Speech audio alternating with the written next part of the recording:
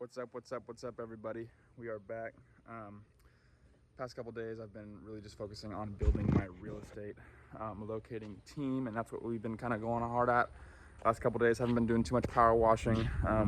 We have 2 agents on board with us, some really good friends of mine. So pretty excited about that. Working on building a website, getting a marketing team together, and going full launch mode.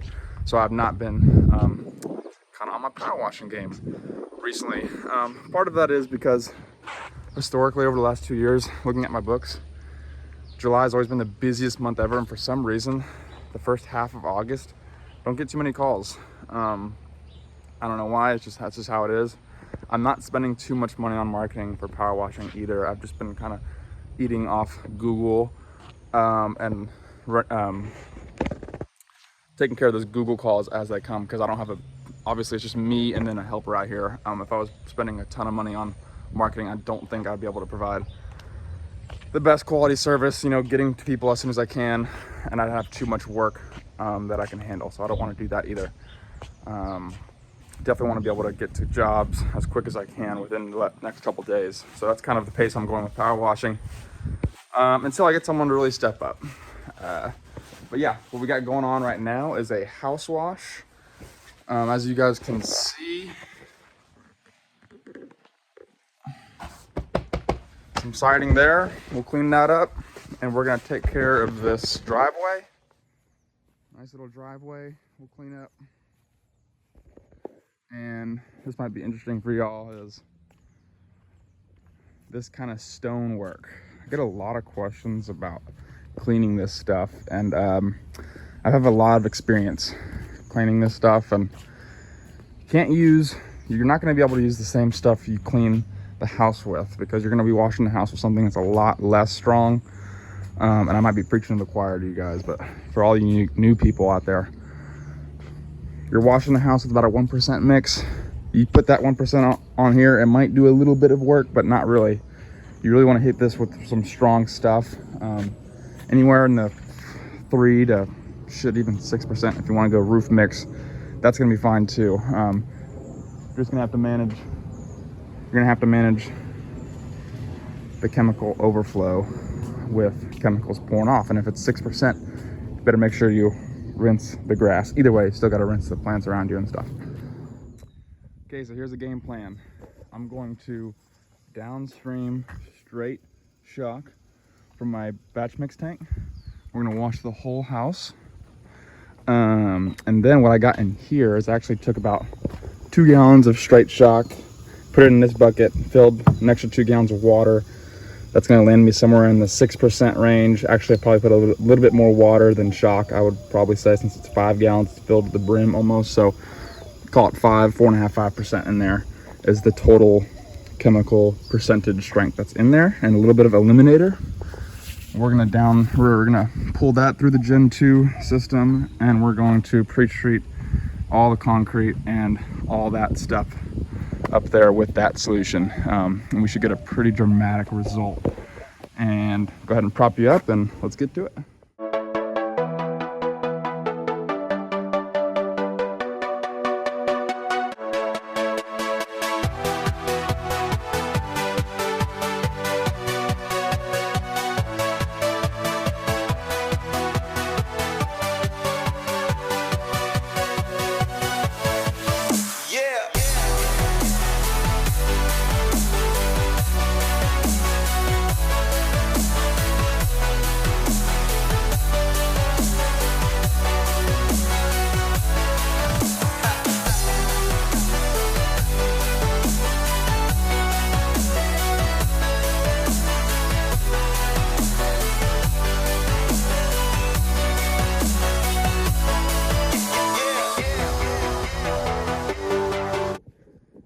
So I got everything pre-treated, and let me just show you guys this over here.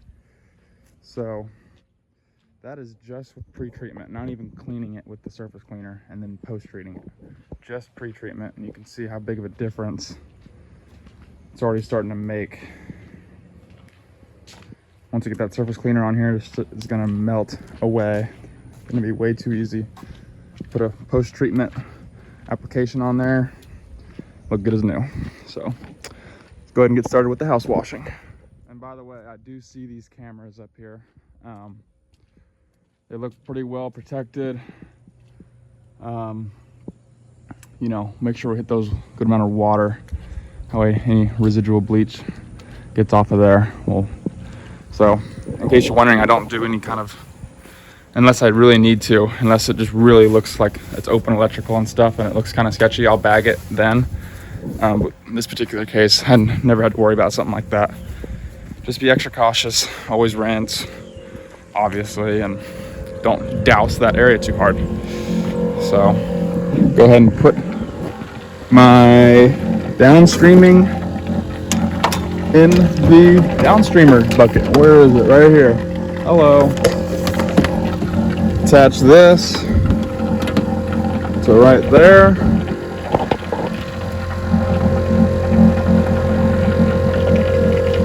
Just like that. And we're in business. Go ahead and turn off my Gen 2. I've just had the Gen 2 going in that water bucket, and so it's just draining out all the water right there. But yeah, go ahead and fire up the power washer. We'll start in the very back, kind of Joe Deary style, Powerful Improvements. Shout out to him. We'll start in the very, very back, do all that, work our way around the front. That way, by the time we're done, all our hoses will be in the front. It's easy to wrap up. So let's get to it.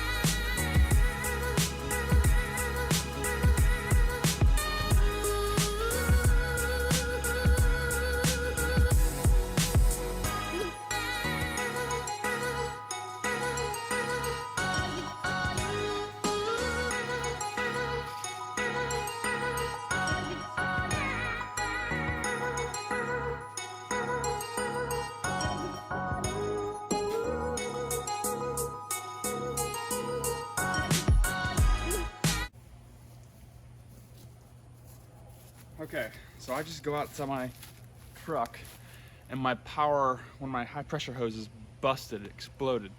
I'll show you guys in a second, but now I'm only working with 100 feet.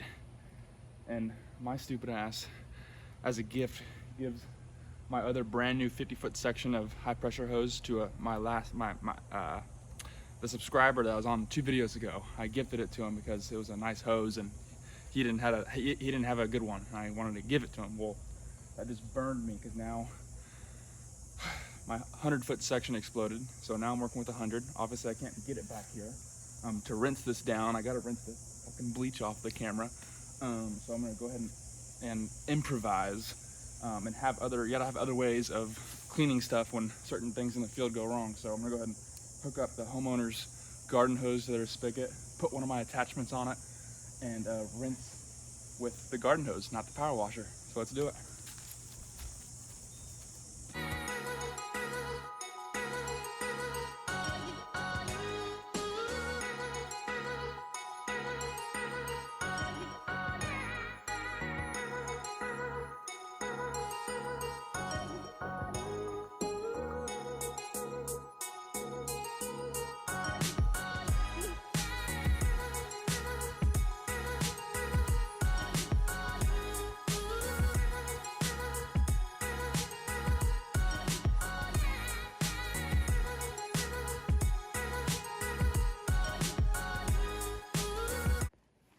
Okay, it's all rinsed with the garden hose, and some of it didn't fully come clean. So obviously I can't come back with my power washing downstreaming because a 100-foot section of my hose just got busted. So I can't even get this past that point.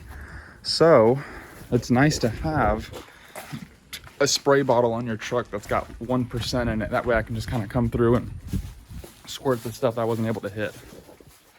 So we'll get that little squirt bottle or squirt that area. And then let me show you where it messed up over here. This is the hose. See if I can find it. Where are you, you little hole? You fucking ruined my whole fucking deal. Well, it's here somewhere. There's a hole in this thing, and it was not pretty. So, get to that later. Let's go ahead and finish this job.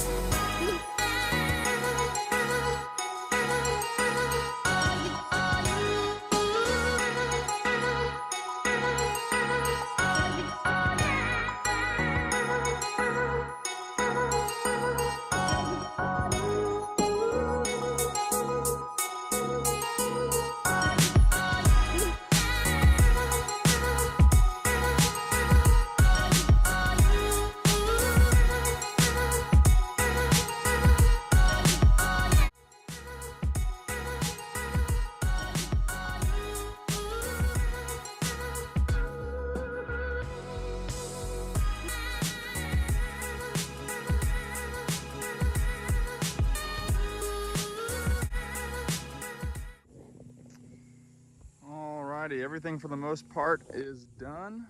Everything's pre-treated. I'm sorry, post-treated. Everything's post-treated, except for this. So as you can see, looks a lot better, but there's still a little bit of stuff in the pores of this stuff.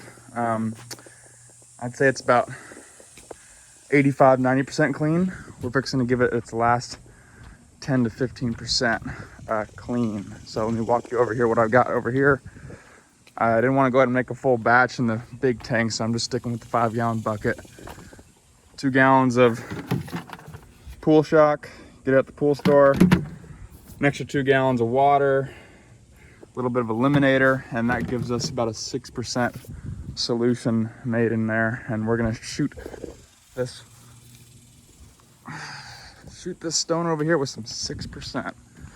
Let's get on right over here.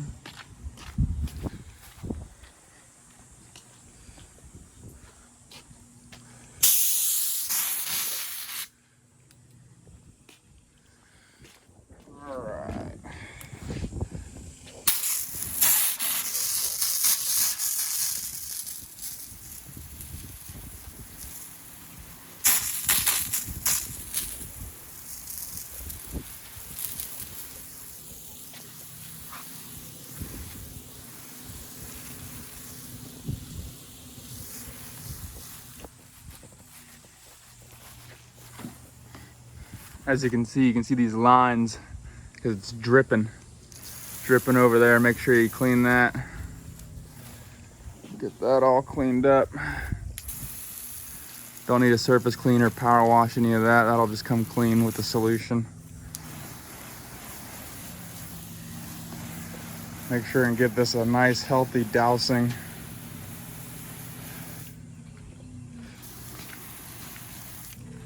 That's gonna look perfect. All right, guys, it's been about 5 to 8 minutes. And as you can see, there's a clear difference on how it was before I hit this with that post-treatment. Looks a lot brighter. And it's only been 5 to 8 minutes. Come 30 minutes when this stuff really digs into those pores and stuff, and it's gonna rip out any of that algae and whatnot. This place should look really good. But yeah, look at all that clean siding right there.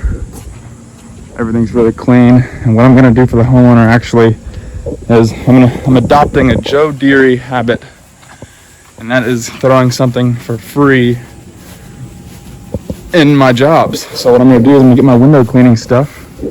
I'm gonna hit these big tube panel windows, get those nice and detailed for the customer, and yeah. What's up? It's actually the next day, and after that power washing job, and this morning we had a nice big gutter cleaning job, which I did not film, but I intended to do another job after this job I did this morning, which was a house wash. So I get to the gutter cleaning job this morning about 9 o'clock, finished that in about an hour. Nice little $400 job there. And then I'm checking my truck, getting things ready for the next job, which is up north. And this is what I see. Check this out, guys. Someone cut the garden hose that feeds my garden hose reel to my power washing setup. So no, this couldn't have exploded on the job, because if so, I would have seen it. There would have been a loss of power. This doesn't just happen overnight. This is a clear cut, like as in scissors were required to do this. And I don't think it was a homeless person, because why wouldn't the homeless person just start taking some of this exposed equipment? Why wouldn't they take the ladder, install the ladder? Why wouldn't they take the gas can? They could have opened the tailgate and taken my guns in here, but someone chose to just snip my garden hose, and so I had to postpone the job for this afternoon and swing it till tomorrow so I can replace that. So my idea is, this was either a competitor or someone off YouTube that knows I'm in Austin and Googled where my business is and came to our place to do this. I don't know why anyone would ever want to try and screw me or fuck me over or fuck up my day. But it happened, and I have no reason to believe it's any of my friends. Couldn't have been a homeless person. This was somebody that wanted to screw with me, so I'm not sure what the hell to make of that. All I can say is just, I'll put the truck next to my door and hopefully that shit doesn't happen again. What's up, guys? It's a couple hours later. I did fix the garden hose. Just went ahead and replaced it. Spent a couple hours grocery shopping, made dinner. And now, tomorrow, we got a nice little house wash, driveway cleaning, and I'm gonna go show some apartments as well. I'm not really gonna harp on the whole getting vandalized. I mean, I know someone did it. I don't know who the hell did it. It'd be very interesting to know who did it. I'm not sure if it's like a local competitor or someone off YouTube. Hard to believe it'd be a homeless person, but I'm not really gonna harp on it. You know, whoever did it will have their day. They will have their karma. And outside of that, you know, just fix it, move on to the next thing. But outside of that, earlier today I went to the gym. Right after I found out I got vandalized, like, you know what, screw it, I'm going to the gym. Enjoy this nice little video. Hit 115 incline pressing dumbbells for 115 for 5 reps. Enjoy the video.